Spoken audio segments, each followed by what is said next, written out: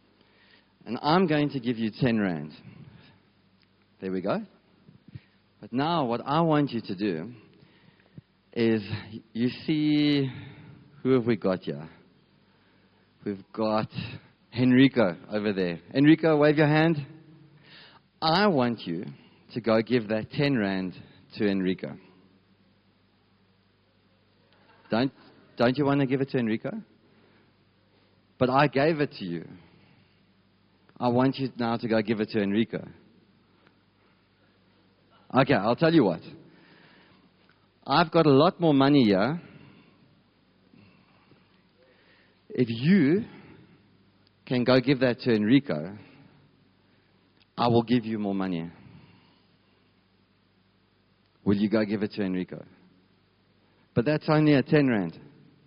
I've got these 100 rands, and there's a lot here. But I'm the one, Totlis, that gave you the money. Will you please, I need to get that money into Enrico's hands.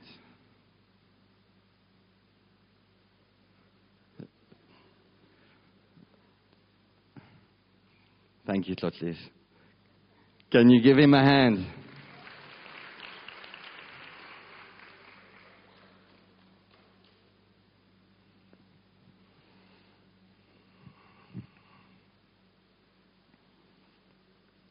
So many of us get the 10 rand.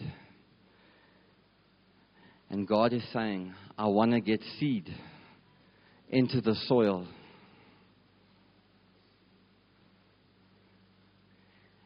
And we don't put it into the soil. Because we have a mindset that this is the most valuable thing. And we do not understand multiplication. You see, with this seed, technically it could feed an entire nation in the future, given enough time. If we had to plant it and it grows, it'll bear apple tree. Apple tree will bear fruit.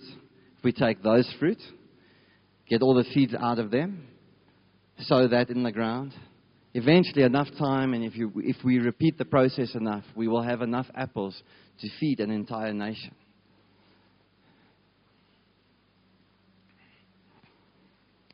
God says He gives seed to the sower. Then the bread comes. But when we as a church present sowing and reaping, we hear a lie that God wants to rob me. If God wanted to rob you, church, He would give you bread.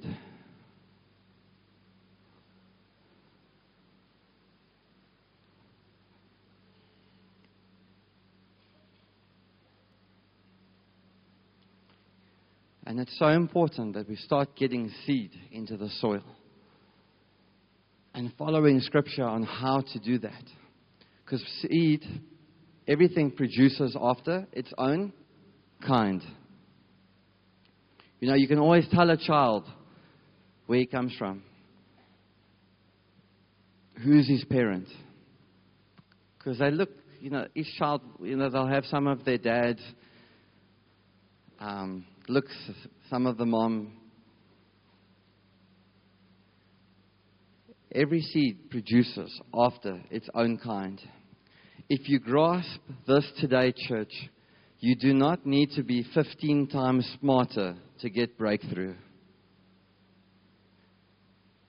As smart as Clotli says, he's one of the smartest boys in our school. He's very intelligent. Very, very, very intelligent.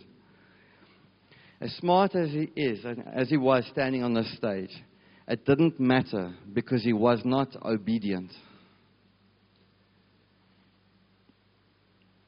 But so many of us are trusting in our own ability, in our own understanding. And I'm telling you, church, you can sow your way to a higher place than you could ever work your way or think your way to. You know, sometimes we try and manipulate God. God, if you give me all this, then I will help the church. I've been there. Lord, you're not giving to me. You know, you're robbing yourself. See, it's not a life of effort and working harder. Yes, we should work hard. But it's not about working harder and harder and harder to get that breakthrough. It's a life of obedience. A life of releasing favor. When you see the power of seed, it can change the way you see everything. This continent church has got the best soil. But it has got the worst sowers.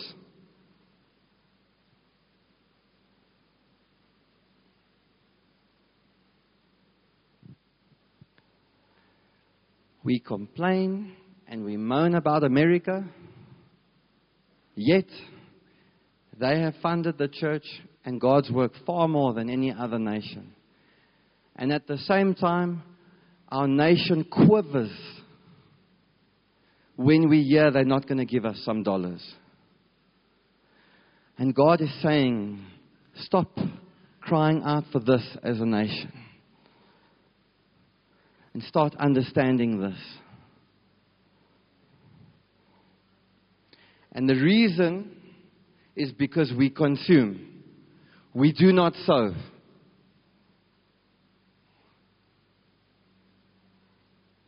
Our agricultural sector will only revive when the church understands the truth about itself in this nation. God never designed the church to follow the world. He commissioned the church to lead it. And there's been a lot of research and a lot of studies that have gone out where the Word of God was preached, where the people received it, and it was applied. Things started to change in that area. We look at Isaac. Gugu Dlamini, that was here, spoke a lot about Abraham and that Abrahamic covenant and Isaac. I want to share a story of what Isaac does. But you must remember, Isaac came from a different mindset. His father Abraham was the first person that ever sowed. He sowed a tithe to Melchizedek, the high priest Melchizedek.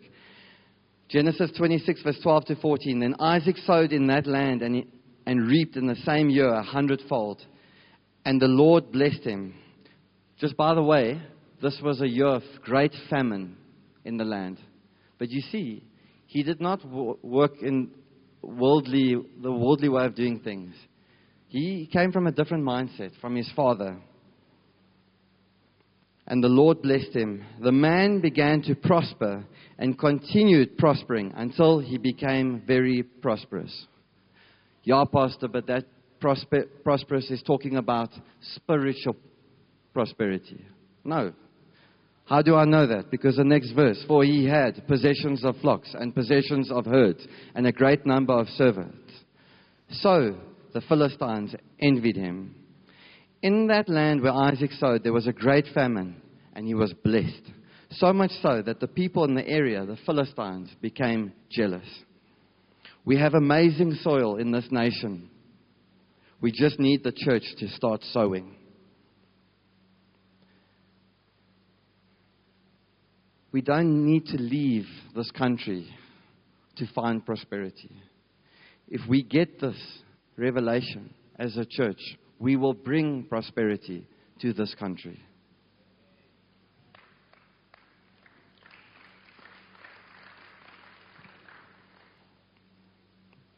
So how do you see yourself today? Do you see yourself as someone trying to survive, or someone that is a steward of God's resources?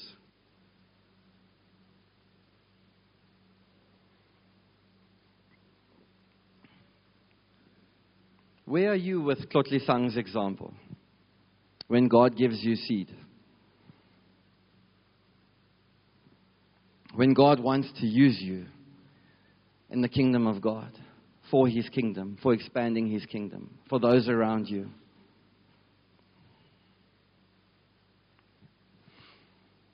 1 Kings 17, verse 8 to 16. Then the word of the Lord came to him, saying, Arise, go to Zarephath. This was, I think, to the prophet Elijah, which belongs to Sidon, and dwell there. See, I have commanded a widow there to provide for you. So he arose and went to Zarephath. And when he came to the gate of the city, indeed, a widow, remember what a widow represented? Someone in need of resources, someone that relied on other people. Indeed, a widow was gathering sticks, and he called to her and said, Please bring me a little water in a cup, that I may drink. And as she was going to get it, he called to her and said, Please bring me a morsel of bread in your hand. So she said, As the Lord your God lives, I do not have bread, only a handful of flour in a bin, and a little oil in a jar. And see, I am gathering a couple of sticks, that I may go in and prepare it for myself and my son, that we may eat it and then die. Man, can you be honest with God? There is such grace in honesty, church.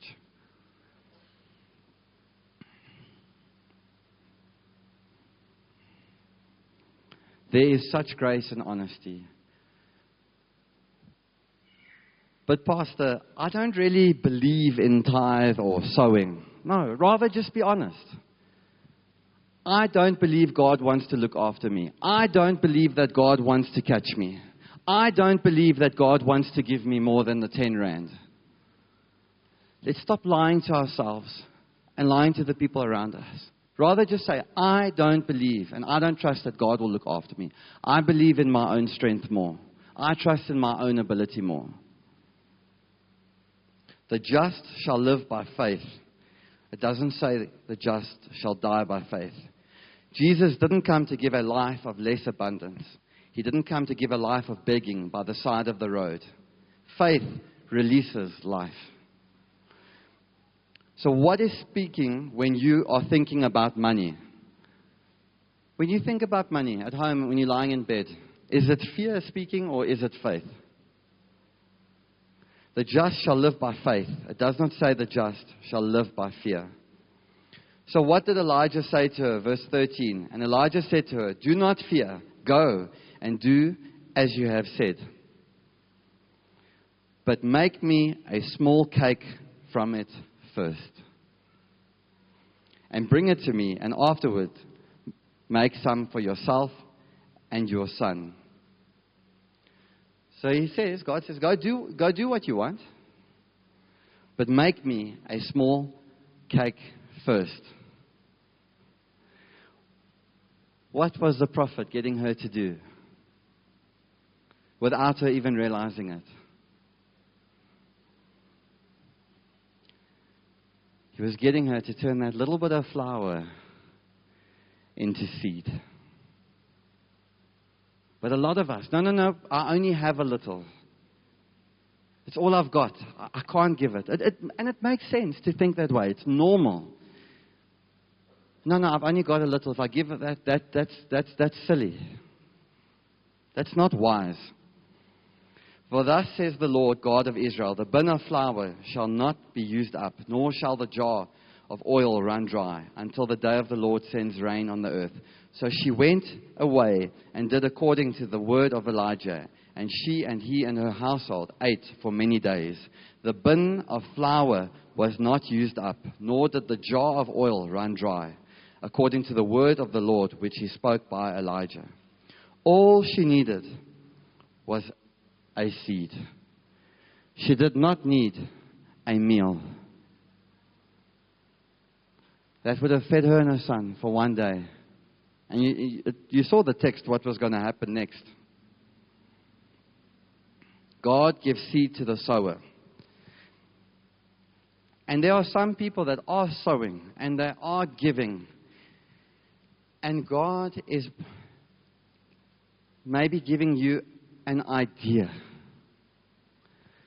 God is maybe giving you an opportunity. God is maybe opening up a new door. But you see, when our eyes, I'm not saying that our eyes need to be on the seed. Our eyes need to be on Jesus. And when our eyes are on Him, we will be able to recognize the seed that He gives us. or the opportunity that comes from our sowing. There's an example that I heard the other day. There are some of us standing in an entire forest and we are praying for furniture.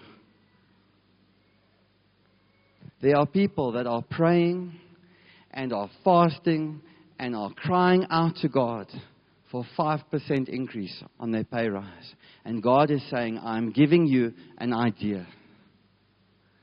But when our eyes are on the food part, we miss what Jesus is doing for us.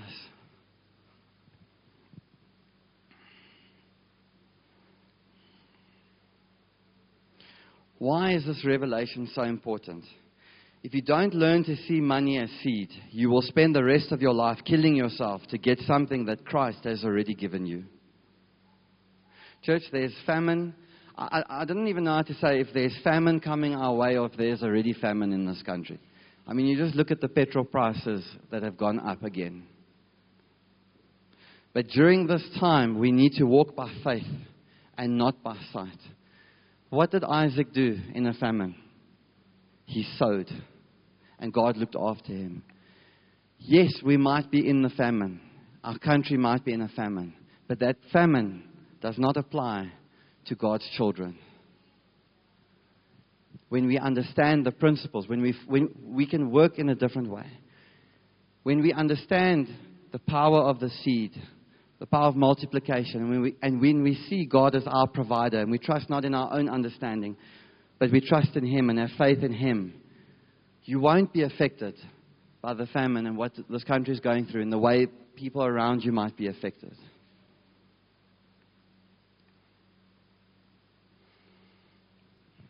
Church, this is the year of kingdom keys, where God is going to give us new keys,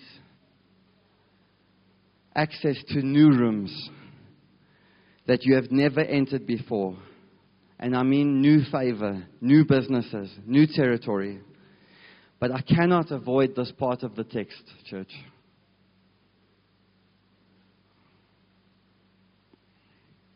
It's fascinating to me that when God loves the widow, He sends the prophet to her and says to the prophet, ask her for bread first. Does He do that to rob her? I hear no answer. Did God send the prophet to ask her to give a cake to rob her? No, He does it because there's a widow there that needs a husband to provide. And He wants to fulfill that role in her life.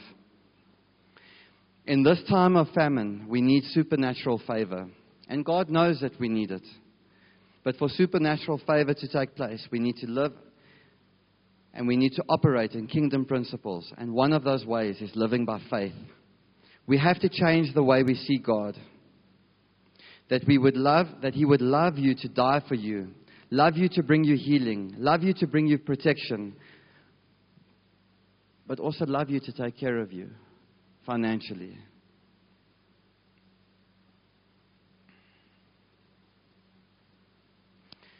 When you start to see finances as seed, you will start to walk in the wisdom of God. Now, for some of us, we need to stop. I know I'm going on a little bit long, but everyone needs to hear this. Now, for some of us, that means we need to stop buying the designer clothes, the brand shoes, always looking for the perfect picture for our next social media post, busy pretending that you are something because you come from nothing, that you are trying to hide while you possess nothing. Church, we cannot look, if we've got things, if there are insecurities that we are trying to fill, we cannot look at the way the world fills those insecurities. Jade and I, we went away to go seek the Lord, and we stayed at a beautiful place. The pool was on the top floor, and we went up there, and there was a restaurant, and we were busy reading. And there were so many people by the pool taking photos of themselves. But they took forever. Like, we swam, tanned, and I'm very white, so I need to tan a lot to change like a little bit, to get a little bit darker. Jade, like, we're done tanning. After day, I go red, and she's already, it's like so unfair. Anyway, and we see, and we read a book and ate lunch, and you see the people taking the photo, trying to get that perfect view. There was a lady opposite us, or two ladies. They were dressed so beautifully that you can see they really put in a lot of effort. But the one lady got up 3 times to fix her hair during the meal. She had a little camera, I don't know, phone or mirror, and check herself and all that. Guys, we need to stop pretending. Now we post that picture on social media to show the world that everything's fine, where in fact we possess nothing. And we think that someone commenting on our post is going to fill that void. We need to start operating by different principles, church. This changed the way I live. Although I grew up in a church, I had to catch this revelation for myself. Just because I sat here every Sunday didn't mean that I understood the revelation of the seed, of sowing seed. I had to catch it for myself. Everyone has to catch it for themselves. You cannot force your children, but teach them. If Claudius took that 10 rand and he blessed Enrico, it would have blessed me. I wouldn't have stood there and said, Claudius, now you have nothing. And I would have had a big smile on my face. When God gives us seed to go sow, it brings Him joy when we go sow it. One last example before we get into Breakthrough Sunday. Can I have a volunteer, please? Can I have Enrico? You didn't get the 10 rand, but I'm going to give you a chain. Can you quickly come up for this example? I felt the need to address this, and Pastor Sandy confirmed it when I shared my heart with her. Can you hold your arms out for me? Yeah, there we go.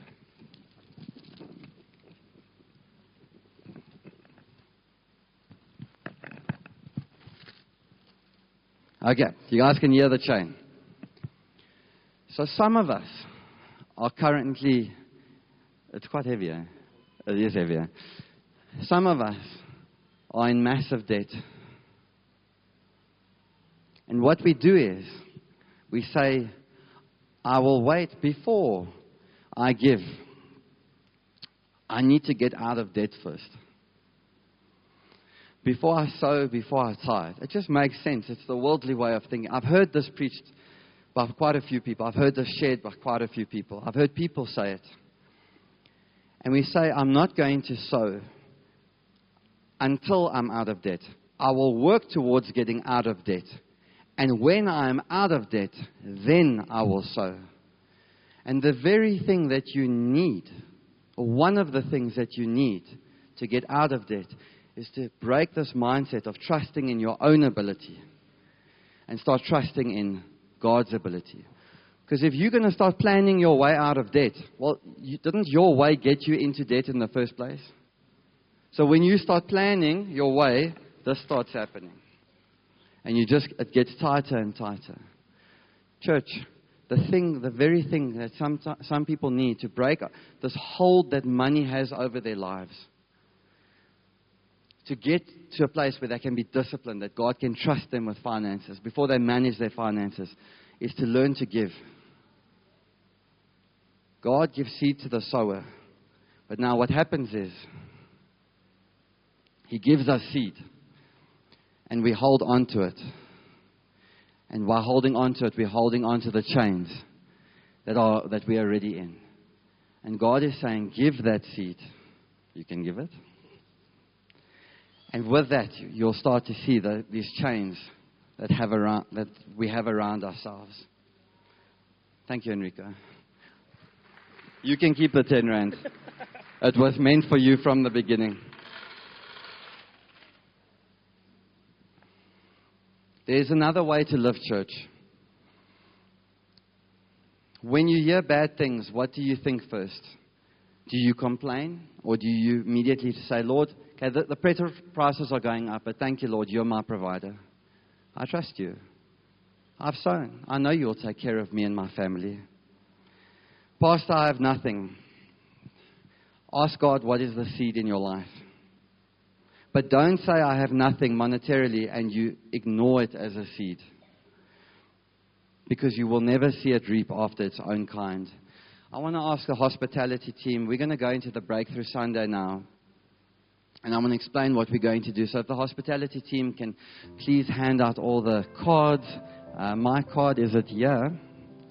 I don't see my card. Can I have a card, please? I'm also taking part in this. My card and my pen.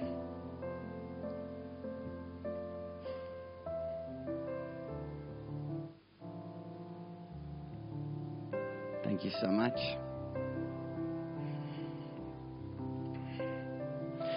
If you do not have a pen, you can just raise your hand to get a pen. But please, if you do have a pen, use your own pen. Otherwise, we're not going to have enough for everyone.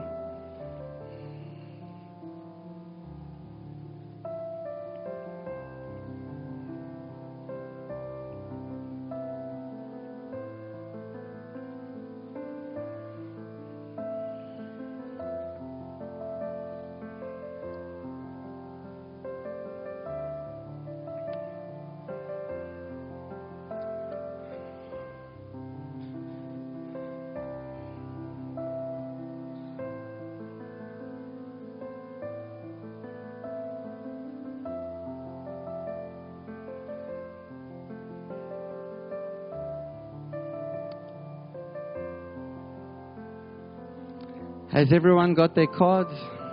If you still need a card, just raise your hand nice and high.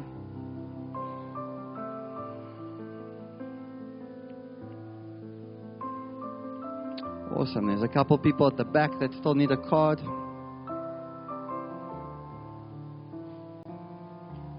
If you have an extra pen, please share it with the person next to you.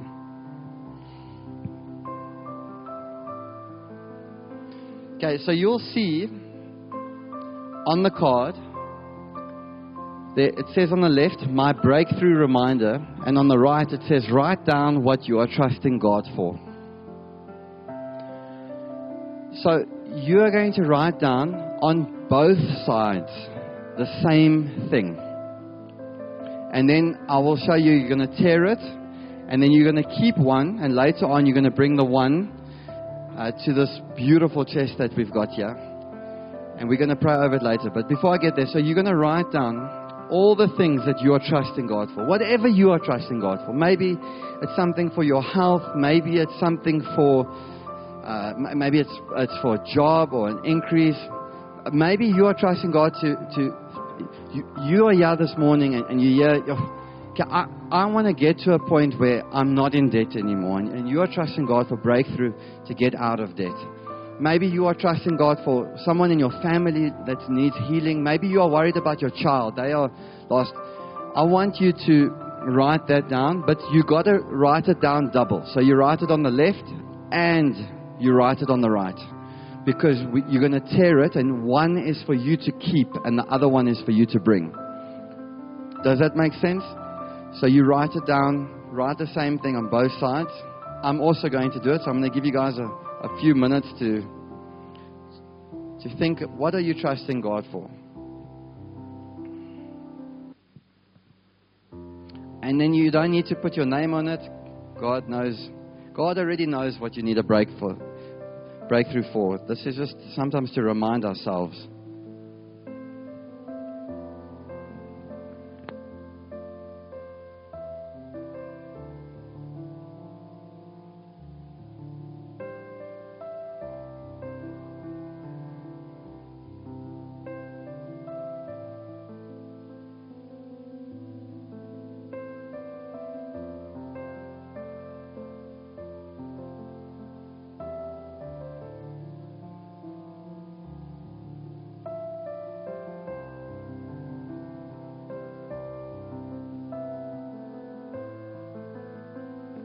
I also want the hospitality team. We'll give you enough time to write it down as well. So we're going to do this all together as a church.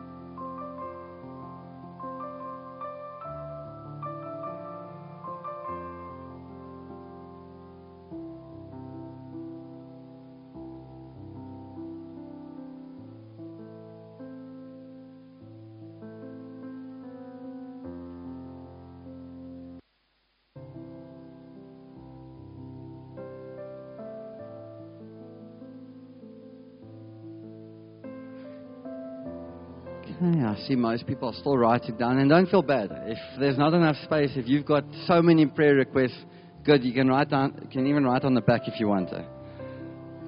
When I started writing, I realized, I've got a lot of requests for the Lord to answer. Okay, if you are done, so remember you have to write the same thing on both sides. If you are done, I want you to tear it down the middle, because one is for you to keep, and then one is, I will share now what we're going to do with it.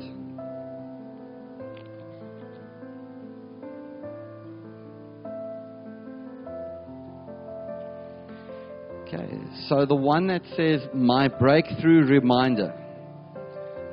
You can put that in your pocket, you can put that in your Bible, you can put that behind your phone, and you're going to keep it there. Jade and I, we did this quite a few months ago, and we went and put it up on our vision board. We've got a vision board of things that we're trusting for the year, and we've got it there, and every day when we walk past, we will, just be reminded and thank the Lord for, thank you for these things to be answered. One of the things, or two of them, have already been answered. We're still waiting for the other things to be answered. So I'm going to put that one in my pocket. You can just keep the other one with you for now.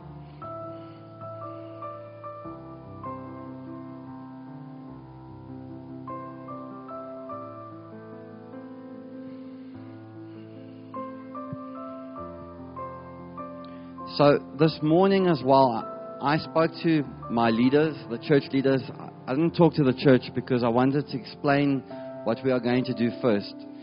So I chatted to my leadership a few months ago, and I said, guys, go pray with your spouse when it's Breakthrough Sunday to give over and above what you normally give as tithe to the church, and to, just as a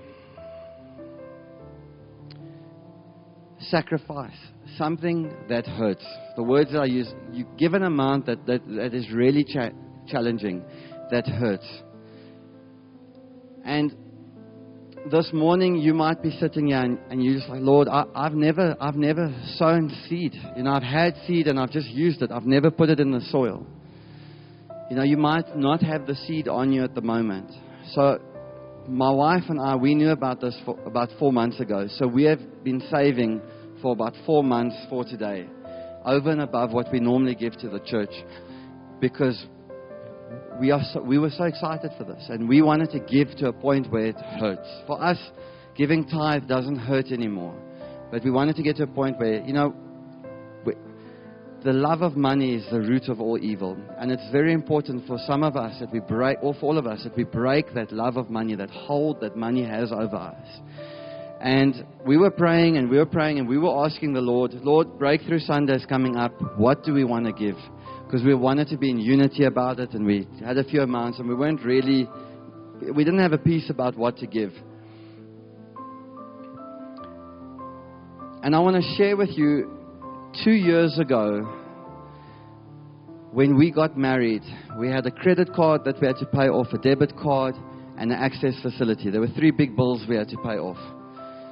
2 of them was from naivety, and we got done in by lawyers when I got solar power, and I got completely screwed over.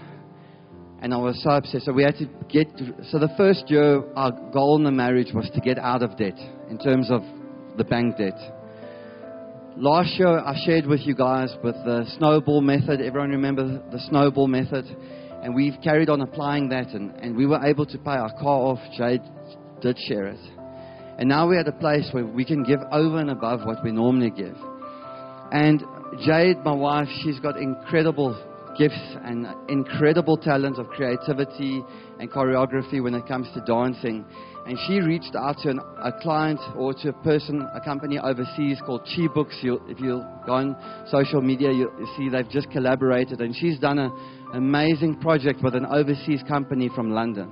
And God's opened that door for her. And she did 2 projects for them, and she got paid a large sum of money, or large for us. And we decided that we want to give that as our first fruits on Breakthrough Sunday. So any funds that come in today, any tithe offering, anything that you give today is going to go to our new Mother's Room project. So we're going to be we're going to be doing a new Mother's Room for our children, because it's been such a need in our church. We've got lots of awesome parents and they've got little ones, and our Mother's Rooms are too small. We've even had 1 or 2 people, they go in there and and I feel so bad about the Mother's Rooms that we have to offer. And we need to do new Mother's Rooms. So that's where all the funds are going to go through. So Jade and myself, we're going to be giving 17,130 Rand towards the Mother's Rooms. And the reason I'm mentioning that is, if you are in a place where we were 2 years ago, and we were in debt, and we were upset and frustrated, I hope that inspires you to get to a place where you can give. But if you are in a place to give, I also want to show the church and tell the church, you've got a pastor that leads from the front and practices what he preaches. Tithing is so important to us, but we get to give 17,130 Rand to the church this morning. We don't receive salaries from the church, and this is an opportunity for us to sow seed into the soil that we can reap as a couple, as a family, and that our children will reap one day. So I want the church to know, and this is not a thing of pride or trying to show off how we're giving.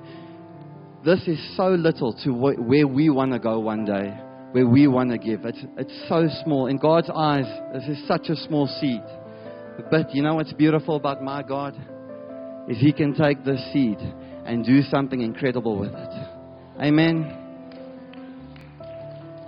So how the process is going to work. And I just want to say, we don't even have children. It's not that Jade's pregnant and now we want to make the Mother's Rooms nice for her. It's not something we need at the moment. But what a privilege it is to give and sow seed into God's kingdom. A lot of people, they only give to things that they believe in or think it will benefit the church. Okay, no, we need a new drum set. Well, I play drums. That's a good thing to sow into. Oh, Mother's Room, my children are already out of school. I don't need that anymore. No, it's an honor and it's a privilege to sow seed into the kingdom for God's kingdom. Amen.